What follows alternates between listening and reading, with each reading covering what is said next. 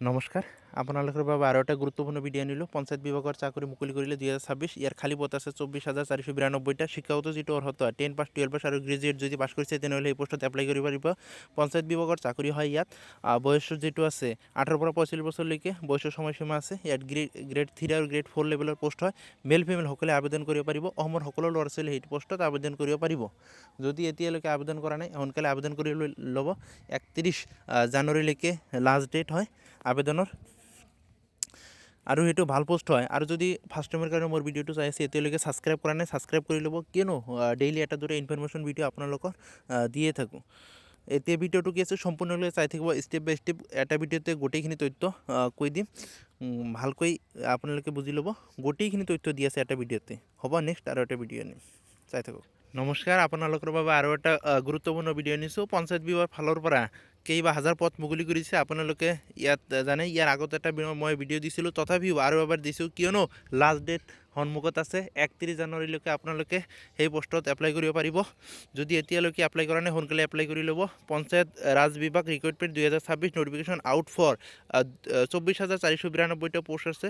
Total ইয়াত vacancy আছে 24,492। আপোনালোকৰ ভিডিঅ'টো সম্পূৰ্ণলৈকে চাই থাকিব। আৰু যদি ছাবস্ক্ৰাইব কৰা নাই চেনেলটো ছাবস্ক্ৰাইব কৰি ল'ব, কিয়নো আপোনালোকৰ বাবে সদায় এটা দুটা আপডেট ভিডিঅ' আনিয়ে থাকোঁ। ভিডিঅ'টো সম্পূৰ্ণলৈকে চাই থাকিব। মই এতিয়া আপোনালোকক গোটেইখিনি প্ৰচেছটো এটা ভিডিঅ'তে বুজাই দিম, আপোনালোকে এতিয়া চাই থাকক। ইয়াত যিটো আছে অৰ্গেনাইজেশ্যন যিটো নেম আছে পঞ্চায়ত ৰাজ বিভাগ ডিপাৰ্টমেণ্ট হয়। ইয়াত পোষ্ট নেম আছে পঞ্চায়ত সচিব, লয়াৰ ডিভিজন ক্লাৰ্ক আছে।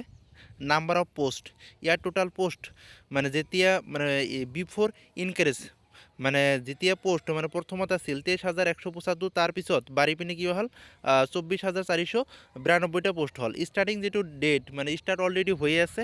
যিটো লাষ্ট ডেট হয় 31 জানুৱাৰীলৈকে আপোনালোকে আবেদন কৰিব পাৰিব। আৰু আবেদনটো অনলাইনৰ যোগেদি আবেদন কৰিব লাগিব। এতিয়াও যদি আবেদন কৰা নাই সোনকালে আবেদন কৰি লওক। ইয়াত আছে মানে যিটো কোৱালিফিকেশ্যন হয়, candidate who are going to apply for this Panchayat Raj বিভাগ recruitment 2026, this ones must candidate should pass 10। আপুনি যদি মেট্ৰিক পাছ কৰিছে, হাই ছেকেণ্ডেৰী পাছ কৰিছে আৰু যদি গ্ৰেজুৱেট কৰিছে তেনেহ'লে সেই পোষ্টত এপ্লাই কৰিব পাৰিব। ইয়াত অসমৰ সকলো ল'ৰা ছোৱালী এপ্লাই কৰিব পাৰিব। আৰু যিটো মানে বয়সৰ যিটো সময়সীমা সেইটো আপোনালোক কৈ দিম। ভিডিঅ'টো সম্পূৰ্ণলৈ স্কিপ নকৰি আপোনালোকে চাই থাকিব।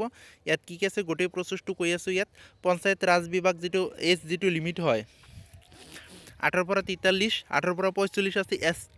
SC STৰ কাৰণে, OBCৰ কাৰণে 43 আছে। আৰু জেনেৰেলৰ কাৰণে 18 পৰা 40 বছৰলৈকে ইয়াত আবেদন কৰিব পাৰিব।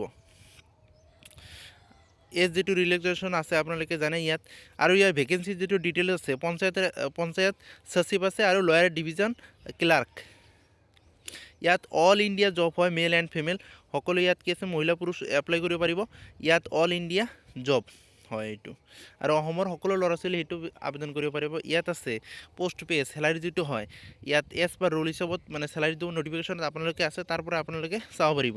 ইয়াত জেনেৰেলৰ কাৰণে 100 টকা লাগিব, SC STৰ কাৰণে লাগিব 100 টকা। সেইটো অনলাইনত মানে ড্ৰাফ্ট কাটিব লাগিব, আবেদন কৰোঁতে সেইটো মাচুল লাগিব।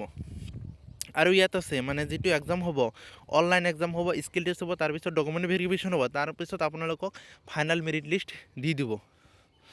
আপোনালোকে চাব পাৰে কি কি ডকুমেণ্ট লাগে, গোটেইখিনি আপোনালোকক দেখুৱাম। যদি এতিয়ালৈকে মোৰ চেনেলটো ছাবস্ক্ৰাইব কৰে নাই ছাবস্ক্ৰাইব কৰি ল'ব, কিয়নো আপোনালোকৰ বাবে সদায় এটা দুটা ইনফৰমেশ্যন ভিডিঅ' আপডেট দিয়ে থাকোঁ।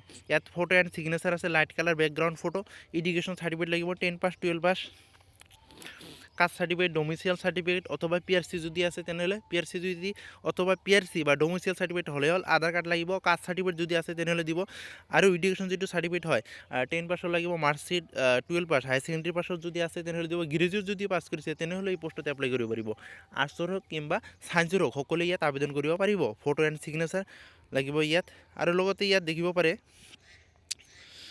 কেনেকৈ এপ্লাই কৰিব। ইয়াত মানে অনলাইন এপ্লিকেশ্যন ফৰ্ম ইয়াত গোটেইখিনি দিয়া আছে। অফিচিয়েল ৱেবছাইটত গৈ আপোনালোকক মানে লিংকটো দি দিব, তাৰ পৰা আপোনালোকে এপ্লাই কৰিব পাৰিব।